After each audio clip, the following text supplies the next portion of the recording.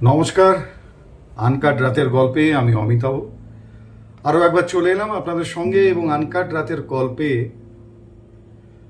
আজকে যে গল্পটি আপনাদের শোনাবো, এটি গল্প নয়। হয়তো আজকের প্রজন্মের কাছে এগুলো অজানা, কিংবা কেউ তাদের জানায় না, কিন্তু যারা 70-80 দশকে বড় হয়েছেন তাদের কাছে অন্তত এই ব্যক্তিটি অত্যন্ত প্রসিদ্ধ, পরিচিত, সাহিত্য মহলের একজন ঝকঝকে তারকা হিসাবে।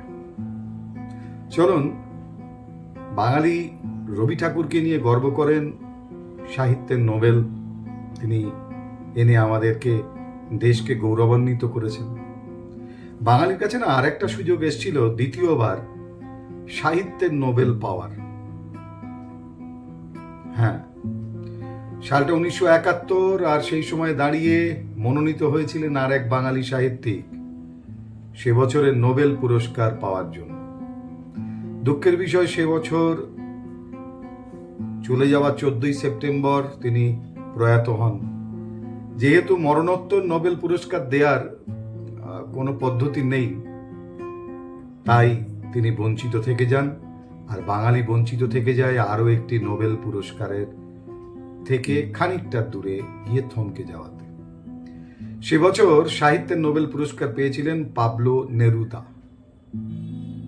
পাওয়ার কথা ছিল যার, তিনি বরণীয় একজন বাঙালি সাহিত্যিক, যার বই হয়তো এই প্রজন্ম পড়েও না বা জানেও না তার সম্পর্কে। তিনি তারাশঙ্কর বন্দ্যোপাধ্যায়। বীরভূমের লাভপুরে জন্ম, কলকাতা থেকে অনেকটি দূরে লাভপুর। আর সেখানেই জন্মের পর তার কলম হয়ে উঠেছিল সেই রুক্ষ লাল মাটির মধ্যে থেকে যেন একটা নতুনভাবে একটা ম্যানগ্রোভ অরণ্য, সৃষ্টির অরণ্য।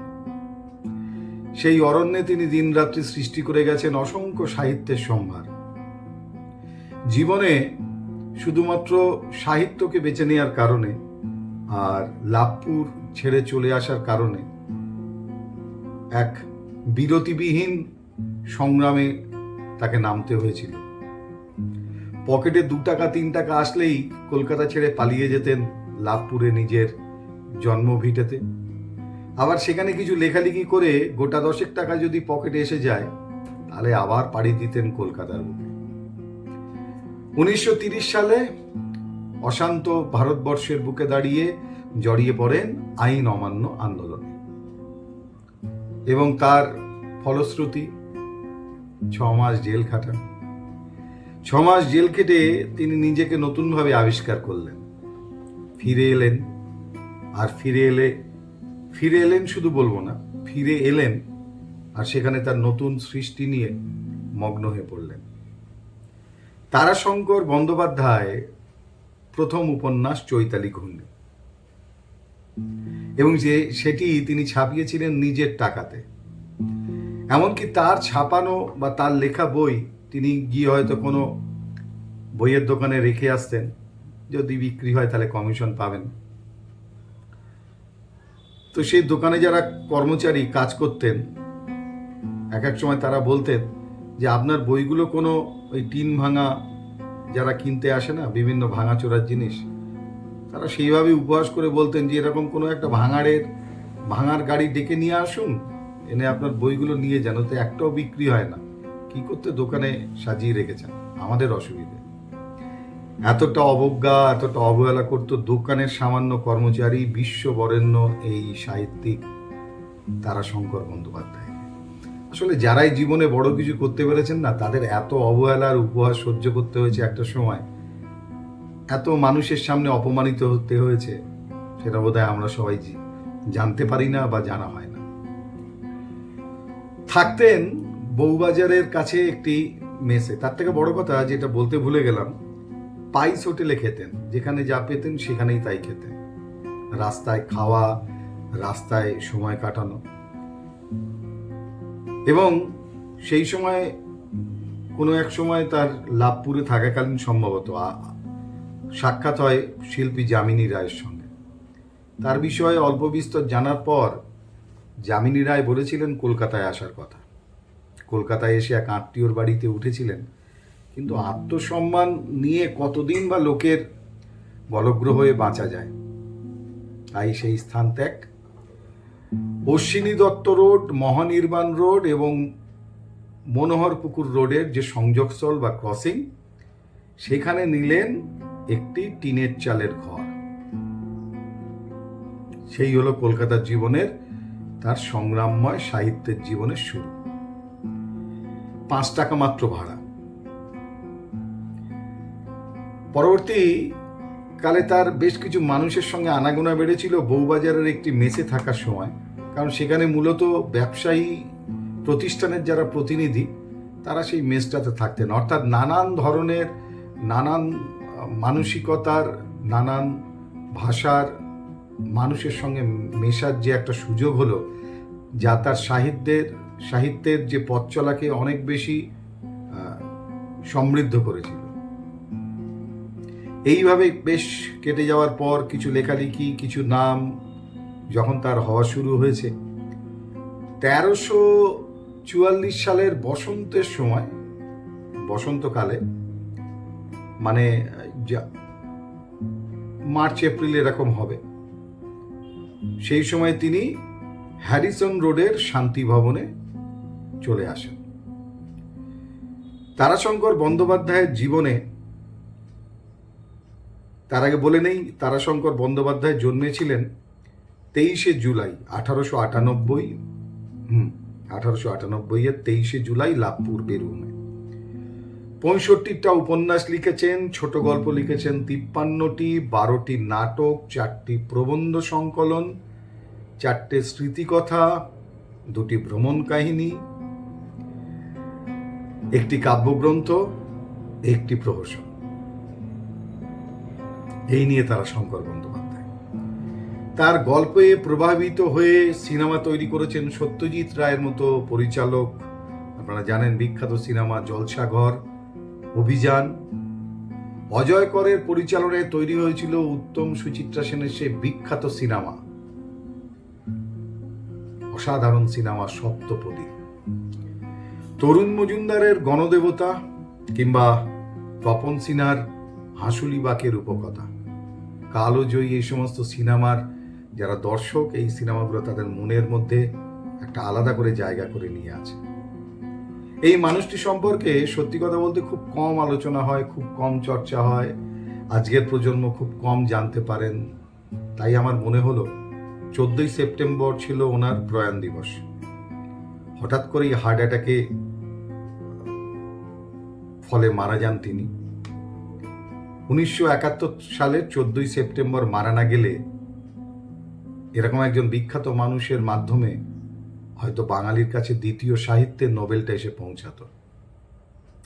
আজকের প্রজন্ম যখন আজকের এই তারাশঙ্কর বন্দ্যোপাধ্যায়ের উপর আনকাট রাতের গল্পটি দেখবেন, হয়তো তার গণদেবতা, অভিযান, জলসাঘর, হাঁসুলি বাঁকের উপকথা কিংবা সপ্তপদী আরও একবার বিভিন্ন মাধ্যমে দেখে জানার চেষ্টা করবেন সেই মানুষটির লেখনীর দৃঢ়তা এবং সেই লেখনীর যে শৃঙ্খল, যে দৃঢ়তা, সেগুলো একটা গল্পকে বেঁধে রাখার মতো একটা অদ্ভুত সম্মোহন শক্তি ছিল তারাশঙ্কর বন্দ্যোপাধ্যায়ের। যাই হোক, এই প্রজন্মের বাঙালি, এই প্রজন্মের সন্তানরা যারা বাংলা পড়তে জানেন না, তাদেরও বলবো যে নানান ভাষাতে তারাশঙ্কর বন্দ্যোপাধ্যায়ের লেখা বেরিয়েছে, বহু লেখা অন্য ভাষায় মুদ্রিত হয়েছে, সেখানেও আপনারা দেখতে পাবেন বা পড়তে পারবেন। তবে আক্ষেপটা থেকেই গেল বাঙালি হিসাবে। আজকের প্রজন্ম হয়তো গর্ব করে বলতো গুরুদেব বা রবি ঠাকুরের পর আরো একজন বাঙালি আমাদের নোবেল পাওয়ার পথেই যাত্রা করেছিলেন, কিন্তু জীবন প্রদীপ নিভে যাওয়াতে সেই পথে দাঁড়িয়ে পড়ল। বিরতিবিহীন জীবনে তারাশঙ্কর বন্দ্যোপাধ্যায়ের প্রয়াণ দিবস ছিল 14ই সেপ্টেম্বর। আনকাট রাতের গল্পের পক্ষ থেকে, দর্পণে বাংলার পক্ষ থেকে তাঁর প্রতি শতকোটি বিনম্র প্রণাম সহ শ্রদ্ধা। বাংলা সাহিত্যের এরকম দ্বৈপায়নরা আমাদের সমৃদ্ধ করেছেন, আগামী দিনেও করবেন। আজকের আনকাট রাতের গল্প শেষ করব, কিন্তু তার আগে মনে করিয়ে দেবো, এখন সেপ্টেম্বর মাসের একেবারে মাঝামাঝি, রাত পেরোলেই বা রাত ফুরোলেই বিশ্বকর্মা পুজো। ব্যস্ততার শহর কলকাতা কিংবা অন্যান্য শহরের আশেপাশে শহরতলিতে নানান জায়গাতে বিশ্বকর্মা পুজো হবে, কিন্তু তার থেকে বেশি হবে ঘুড়ি ওড়ানো। যারা ঘুড়ি ওড়াচ্ছেন তাদের কাছে সবিনয়ে নিবেদন, আমরা প্রত্যেক বছরই খবরে দেখতে পাই, শুনতে পাই যে ঘুড়ির সুতোয় অনেকেই দুর্ঘটনার শিকার হন রাস্তায়। তাই তাদের কাছে দয়া করে অনুরোধ, যারা ঘুড়ি ওড়ান, যে আপনার ঘুড়ির ছেঁড়া সুতোয় যেন কোনো মানুষের দুর্ঘটনা না ঘটে। সহনাগরিক হিসাবে আসুন সবাই মিলে সবার পাশে দাঁড়াই। অন্তত বিশ্বকর্মা পুজো হোক, যা সংকেত দেয় মা আসছেন। সেই পুজোর আনন্দ বা ঘুড়ি ওড়ানোর আনন্দে যেন রাস্তার যে পথচারী তার জীবনের কোনো ক্ষতি না হয়, কেউ যেন আক্রান্ত না হন, সেদিকটা নজর রাখাটাও একজন সম্মাননীয় নাগরিক হিসাবে আমাদের সকলের দায়িত্ব, বিশেষ করে বড়দের। তাদেরও বলবো আপনারা এই বিষয়টা নজর রাখবেন, যাতে আমার কোনো সহনাগরিক, আপনার কোনো প্রতিবেশী এই ঘুড়ির ছেঁড়া সুতোর যে মাঞ্জা, তার ফলে কোনোভাবেই মারাত্মক দুর্ঘটনায় না আক্রান্ত হন। বিশ্বকর্মা পুজোর আনন্দ উপভোগ করুন এবং অবশ্যই সবার সঙ্গে সবার হৃদয়ের সম্পর্ক আরো বলিষ্ঠ হোক, আরো ঘনিষ্ঠ হোক, আরো বেশি জীবন এগিয়ে চলুক, খুশি আনন্দ তাতে সমৃদ্ধ হয়ে। আনকাট রাতের গল্প আজকে এইটুকুই।